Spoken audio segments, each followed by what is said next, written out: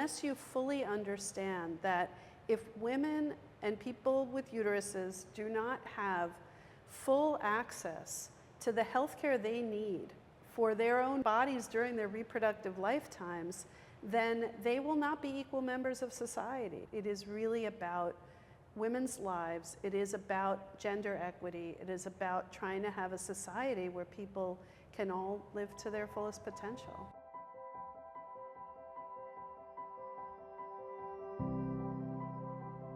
The course that you took, that I taught, which was called Whose Body, Whose Choice? The Fight for Reproductive Rights in the United States. It's really a course on the history of systemic racism and classism and how the kinds of laws we have passed around gender rights affect different people differently in the country. It's just so important to know that we did have a history that didn't include all women in the promise of reproductive rights, and we see that today, and so it's so important that we continue to fight for the rights of all. I definitely was inspired to take this course because even with having a really comprehensive sex education, I still had so much that I didn't know, and in learning on my own about the trial and errors that happen with contraception that women were put through, really lit a fire, and being able to speak about it with my peers and my friends about our bodies, it brought another level of autonomy that I didn't know I was missing. We could not be studying this material in this way just anywhere in the United States at this point. We've had a real freedom from being at the New School and from being in New York City to be able to talk about topics that would literally be off limits and censored in other places. There's so much information we're surrounded by that it can be hard to know what's fake news, what's legitimate, what are good sources. This is my first time voting, and I'm trying to really educate myself on the candidates. And when I watched the last debate and we heard them debating about abortion and access to abortion and just the inaccuracies that were said, people don't have abortions at the 9-month term. For men to be speaking on things that they really don't have the basic knowledge of, I immediately was like, absolutely not, this was never legal. I definitely think that a lot of the things that we're seeing, we're repeating history.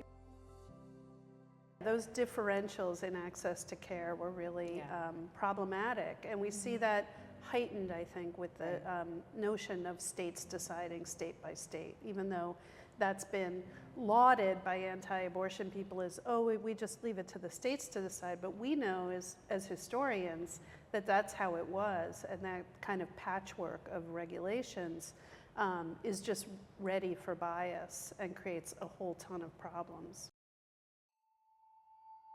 I think that we have not even begun yet to grasp the full effects of Dobbs. And when Dobbs happened and Roe v. Wade fell, abortion rights activists said, women will die, people will die.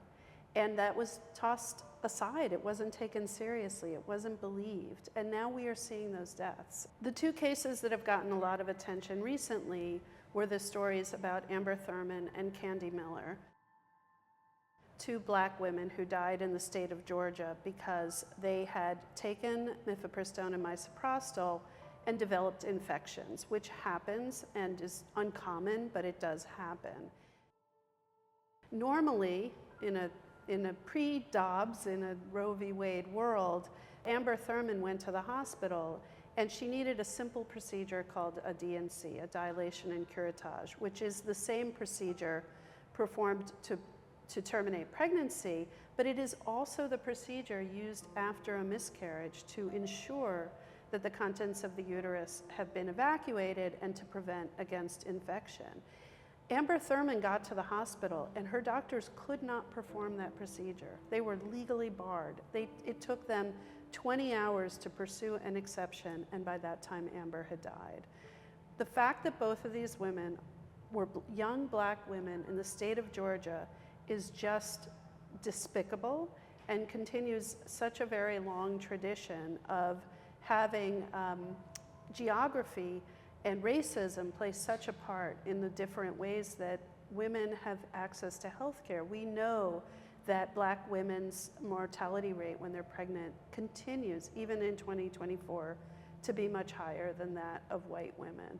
But these are real effects that are effects of abortion bans. It's easy enough to say somebody needs to travel to another state, but that requires a lot of support and a lot of the structural support to be able to take a day off or more than a day off of work, to have someone to take you there. Part of the reason those stories were uncovered by ProPublica is because the medical boards at those hospitals researched what had happened and determined, even these medical boards in the state of Georgia determined that those were 2 deaths that were wholly preventable.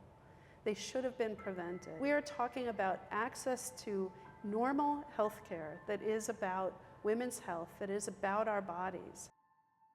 It's important to know that Roe v. Wade was overturned because it was a court case, and if we do implement legislation on a federal level, then we might be able to have legislation that faces more longevity, and I think that that could help to ensure that abortion is accessible for everyone. One of the after effects of Dobbs is that it has shaken people out of complacency. People had come to feel comfortable and safe in the era of Roe v. Wade. Oh, it's okay, we have legal abortion in this country, and didn't understand how deeply under threat it was, didn't understand the differences in access. Especially now that the decision of abortion bans are now up to the states, it's so important to vote for our governors and our representatives and everything in between. I think that the more young people understand and know what's at stake, the more we understand how important the Supreme Court is and how much impact the appointment of Supreme Court justices can have on our lives. My hope is that it will really help young people understand just how important it is to vote. I think that we have a whole new generation of people voting this time, so we can be a bit optimistic in that, right? Like Tori, first-time voter. Yeah. I love meeting first-time voters. Oh, It's so exciting. fantastic. Another silver lining topic where during the pandemic, there was an exception created to allow medication to be prescribed by telemedicine. And that led to much more knowledge and much more education about these medication abortions, which are very, very safe overall, though it should be noted, because this has been in the news recently, that they are safe combined with the opportunity and available for aftercare. With the availability of such a safe method of abortion as the medication abortions through mifepristone and misoprostol, there is a big change in the situation post-Dobbs compared to prior to Roe v. Wade. And there are great and amazing activist groups who are making sure that the medication is available and accessible to people who get pregnant in what we call hostile states. So that is an area where I do have a lot of hope. Something that has kind of led me to be optimistic in that way is that I feel like our generation, there's kind of a resurgence of women sharing knowledge and busting the stigmas, because I think that like removing this shame and being able to bring it to the dinner table, you know, be able to actually speak about these topics freely is kind of where it needs to start for it to be integrated and for us to not feel like this is a taboo topic to be talking about. In some ways, I almost see an opportunity here to get it right this time, and in whatever next iteration, as you're talking about, to what we can really learn from is that creating reproductive care that includes that's very holistic, that includes everything from child care, maternity care, deciding when to have a baby, deciding if to have a baby, care for the reproductive rights of trans people,